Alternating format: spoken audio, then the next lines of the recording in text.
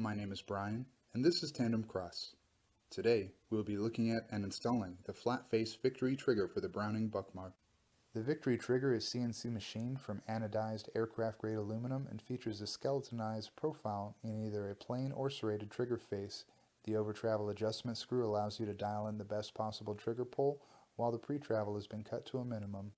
Before we begin the installation, we're going to remove all ammunition from our workspace and perform a safety check by removing the magazine and inspecting the chamber. Now you can lock your slide to the rear and begin to remove the grip screws with the appropriate sized bit, in this case a flathead. Once you have removed both grip screws, carefully remove the grips from the frame.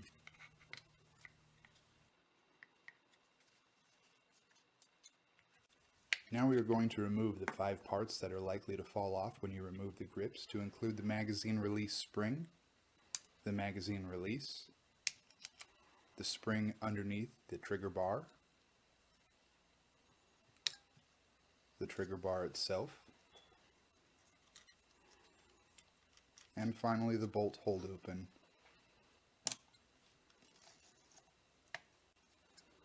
Now that we've set these 5 parts aside, we can take the Victory trigger, add a drop of blue Loctite to the over-travel adjustment screw, and get it started in the threads. If it protrudes at the back, it'll make installation difficult. Now you can take your armorer's block or a roll of electrical tape and drive out the first pin on top from left to right.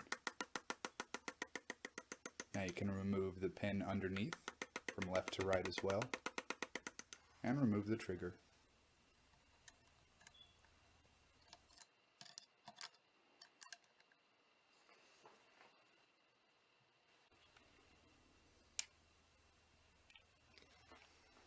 Now we can take the Victory trigger and rotate it up into the frame.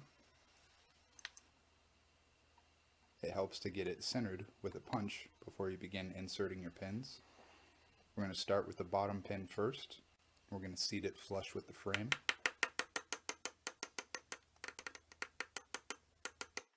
And the top pin is the pivot point for the trigger, so we're going to seat this pin until the trigger will not pivot.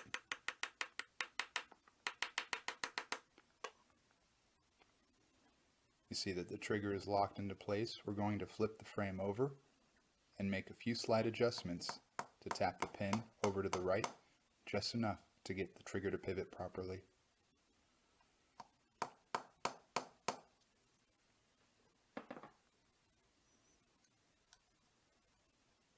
I'm going to put the magazine disconnect back onto my Buckmark.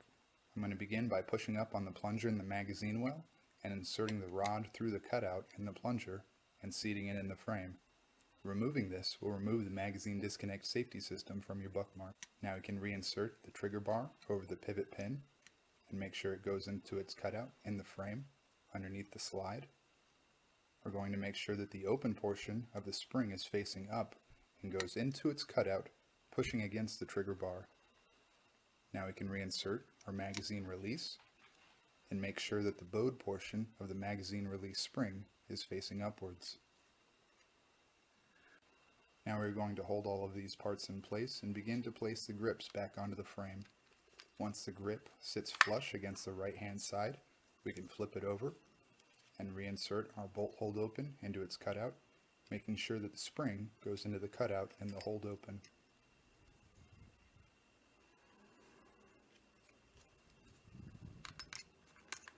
Now we are going to maneuver the grips into place. You will need to flip your safety up in order to get them to sit flush. Now we can put our grip screws back on.